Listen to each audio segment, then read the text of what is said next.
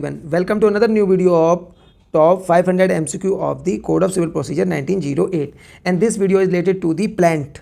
So plant is provided in order 7 of CPC.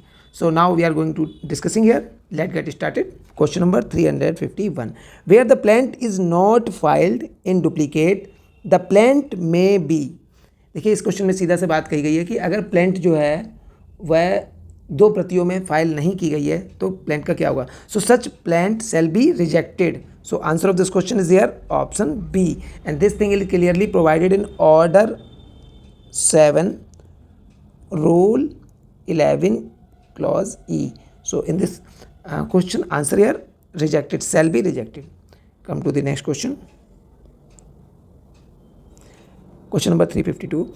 A defendant can pray to the court for rejection of a plant if stamp writing is not clear, if it is barred by another law enacted of the parliament, if the plant is made in foreign language, and none of the above. This question is again related to the order 7 rule 11. Order 7 rule 11 dealt with rejection of plant, and this thing is clearly provided in order 7 rule 11 D. So rule 11 dealt with where the a suit appear from the statement in the plan to be barred by any law. So अगर कोई भी ऐसा suit जो है वो किसी उसमें जो प्लांट है वो अगर किसी अधिनियम के द्वारा जो है रोका जाता है या वर्जित किया जाता है तो ऐसी स्थिति में जो प्लांट है वो रिजेक्ट कर दी जाएगी. सो आंसर यहाँ पर हो जाना चाहिए ऑप्शन बी. नेक्स्ट क्वेश्चन पे आते हैं. A plant shell be rejected if it does not disclose a cause of action. तो बिल्कुल अगर यहाँ पर कॉज ऑफ एक्शन डिस्क्लोज नहीं किया जा रहा है तो फिर ऐसी परिस्थिति में क्या होगा, प्लांट जो है वो रिजेक्ट कर दिया जाएगा. तो ये बिल्कुल सही स्टेटमेंट है. If it is filed in wrong court, अगर रॉन्ग कोर्ट में होता है तो वो प्लांट जो है वो रिजेक्ट ना करके उसको रिटर्न कर दिया जाता है, जो कि हम लोगों ने कहाँ पढ़ा था, order 7 rule 10. Order 7 rule 10 related to the return of plant, and order 7 rule 11 related to rejection of plant. So answer of this question is here option A again. Now come to the next question. Under which provision of CPC the plant is rejected by the court in the absence of cause of action. So यहाँ पर cause of action हो जाएगा. So when ये question थोड़ा सा misprint हुआ है तो यहाँ पर जो आंसर हो जाएगा कि अगर CPC के प्रोविज़न किस प्रोविज़न में, तो हम लोगों ने क्लियर यहाँ पे देख लेते हैं. ऑर्डर 7 रूल 11 क्लॉज ए है जो क्लियर बात करता है अगर कॉज ऑफ एक्शन जो है वो डिस्क्लोज नहीं किए तो प्लांट रिजेक्ट हो जाएगा. पर यहाँ पर जो क्वेश्चन है ये 2 क्वेश्चन एक साथ हो गए, तो यहाँ देख लेते हैं क्वेश्चन.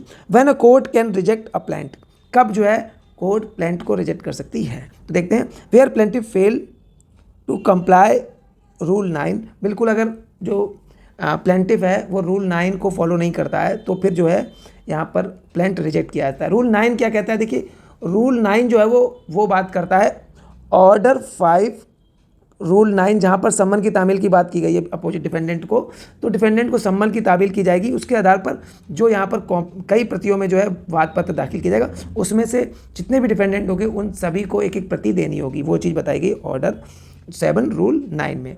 उसको अगर फॉलो नहीं किया जाएगा तो प्लांट रिजेक्ट हो जाएगा. Next, where suit is barred by law. बिल्कुल अगर कोई सूट जो है वो लॉ के द्वारा बार्ड किया गया, ये क्लियर बताया गया. रूल 11 एक यहाँ पर क्लॉज जो है वो डी में बात की है, तो ये भी ठीक है. Where plaint is not filed in duplicate, तो बिल्कुल अगर प्लांट डुप्लीकेट में फाइल नहीं होगा तो ये क्लॉज ई में है. तो सारे यहाँ पर ऑप्शन जो हैं वो सही हो जाएंगे. सो answer of this question is here option D. Next question पे आते हैं.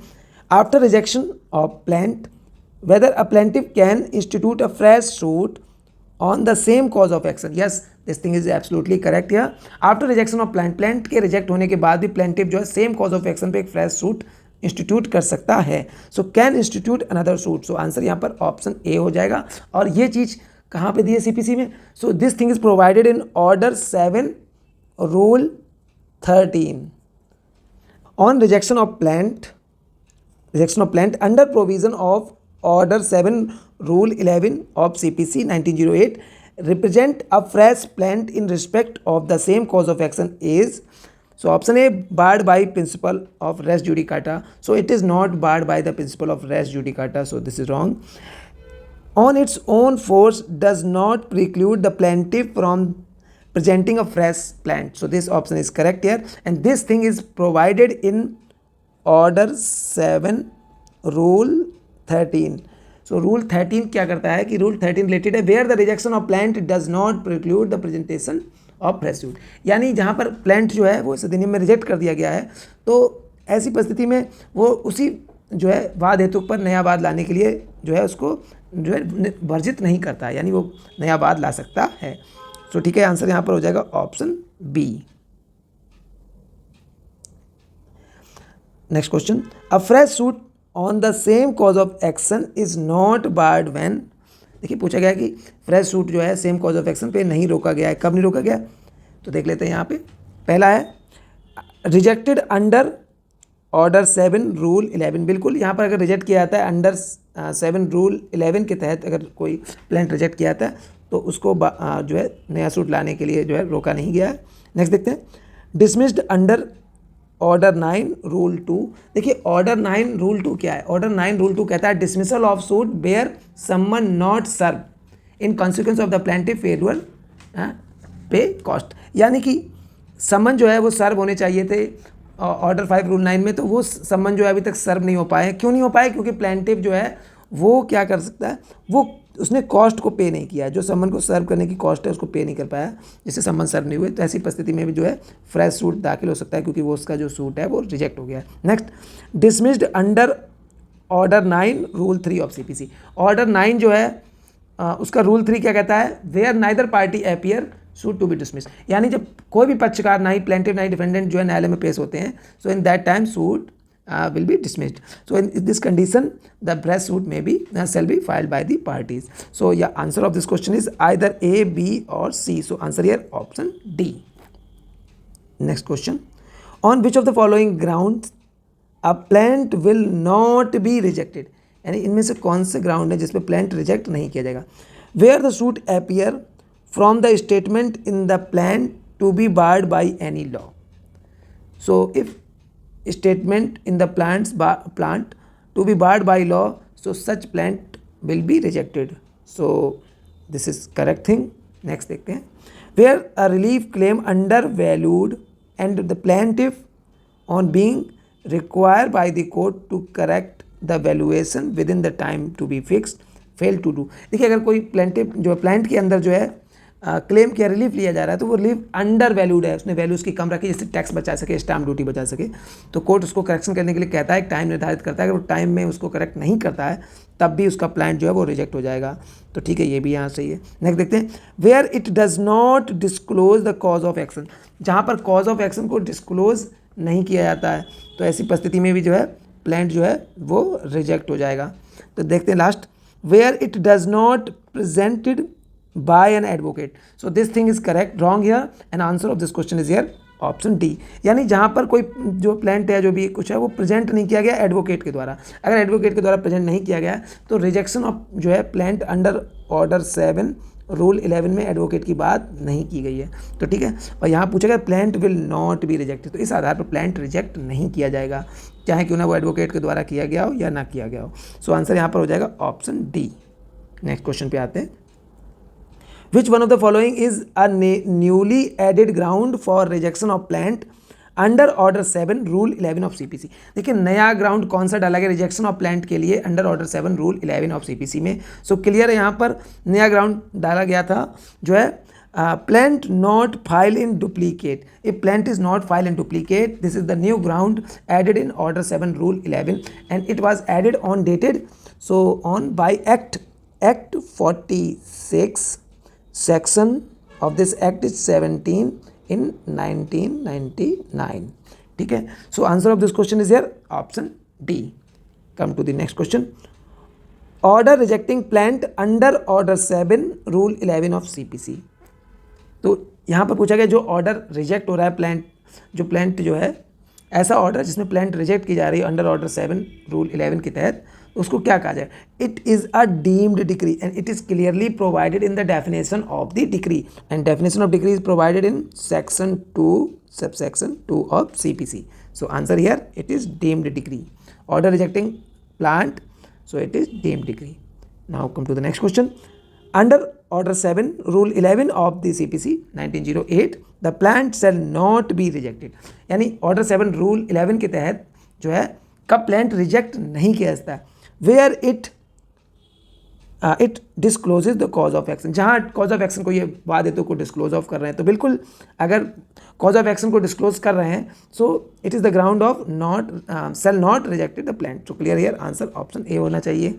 बाकी suit appear in the statement of plaint barred by law, तो ऐसी स्थिति में जो है वो तो बिल्कुल ही रिजेक्ट कर दिया जाएगा क्योंकि वो बार्ड बाई लॉ है. The plaintiff fail to comply the provision of rule 9. Rule 9 में जो सम्मन अम्मन है और जो उसकी कॉपीज़ को तामीली करने की बात है, तो वैसी स्थिति में भी. और नॉट फाइल एंड डुप्लीकेट, यहाँ अगर लिखा होता नॉट डिस्क्लोजेज तब तो ये रिजेक्ट हो जाता, मगर यहाँ disclose the cause of action, so it is not rejected. So answer here option A. Now come to the next question. The document on which the plaintiff rely upon in support of his claim shall be filed by him in the court. यानी यहाँ ऐसा दस्तावेज जो प्लांटिव अपने support में documents के साथ लगाता है उसे क्या कहते हैं? तो अलॉन्ग विद, क्या किस चीज़ के साथ लगाता है? Along with the plant. So answer here option ए. उसको प्लांट के साथ में अपने सब फेवर में, अपने सपोर्ट में किसी दावे के लिए जो है दस्तावेज लगाता है, तो किसके साथ लगाता है? प्लांट के साथ लगाता है. नेक्स्ट देख लेते हैं. Where a plaintiff sue upon a document in his or possession, he must produce it or a copy thereof. तो किस चीज़ की कॉपी वो पेश करेगा? along with the plant. सो यहाँ पर आंसर ऑप्शन ए हो जाएगा. The provision relating to particulars of written statement and counter claim is. यानी यहाँ पर देखिए उपबंध पूछा गया, कौन सा उपबंध है CPC का जो रिटन स्टेटमेंट के कॉन्टेंट और काउंटर क्लेम के कंटेंट के बारे में बात करता है. So clearly it is related to the order 8. Order 8 में जो है रिटन स्टेटमेंट और काउंटर क्लेम के बारे में बताया गया. सो आंसर यहाँ पर ऑप्शन ए हो जाएगा. अब देखिए ऑर्डर 8 में अगर देखा जाए तो टोटल जो रूल बनते हैं वहाँ पर रूल प्रोवाइडेड किए गए हैं जो है 10. ठीक है, और जो WS दिया गया यानी रिटन स्टेटमेंट है वो जो है ऑर्डर 8 रूल 1 में प्रोवाइड किया है. जबकि काउंटर क्लेम जो है वो शुरू होता है, counter claim bye the defendant जो है वो है ऑर्डर 8 रूल 6A से शुरू होता है. 6A B C D कई वहाँ पे हैं. सो यहाँ पर 6A में दिया है. सो यहाँ आंसर हो जाएगा ऑप्शन ए. नेक्स्ट क्वेश्चन पे आते हैं. The meaning of written statement is, so meaning of written statement is suit of plaintiff, so it is wrong, it is plaint होना चाहिए यहाँ पे. The suit of dependent, so ये भी नहीं होता, यानी सूट ऑफ डिफेंडेंट, तो सूट तो डिफेंडेंट करता ही नहीं, रिस्पॉन्स करता है वहाँ पे. Answer by the defendant of plaintiff suit, बिल्कुल यही होगा यहाँ पे आंसर. यानी जो प्लेंटिव है वो एक सूट लाता है और वो सूट किसके थ्रू लाता है? प्लांट के थ्रू. और उसका प्लांट का जो जवाब होता है डिफेंडेंट के द्वारा दिया जाता है, वो किसके थ्रू दिया जाता है? रिटन स्टेटमेंट के द्वारा दिया जाता है. सो यहाँ पर क्लियरली ऑप्शन सी हो जाएगा. Answer by dependent of plaintiff suit, so it is called, it's meaning is written statement. So answer यहाँ पर ऑप्शन सी है. इसी के साथ इस वीडियो को हम समाप्त करते हैं. नेक्स्ट वीडियो में हम लोग अगले 15 क्वेश्चन को डिस्कस करेंगे जो कि रिलेटेड होंगे written statement and counter claim जो कि दिया गया है ऑर्डर 8 में. ठीक है, thank you for watching Indian judicial service.